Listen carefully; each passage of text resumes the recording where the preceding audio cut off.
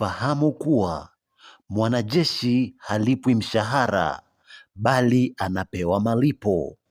Jeshini hakuna kuajiriwa, bali kuna kuandikishwa kwa ajili ya sababu za kiusalama na mambo ya confidentiality.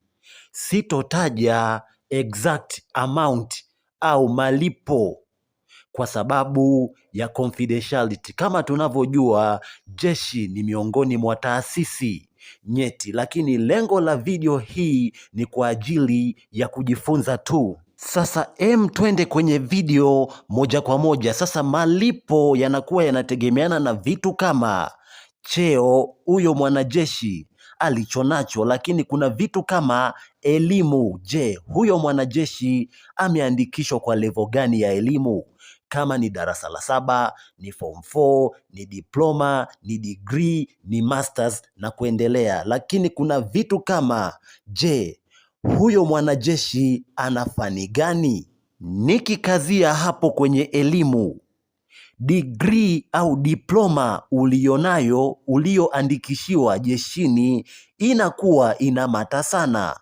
Lakini fani za ufundi, mfano kuna umeme, kuna ufundi magari, kuna ujenzi, kuna welding au uchomeleaji, plumbing au ufundi bomba, computer maintenance, pamoja na fani nyinginezo.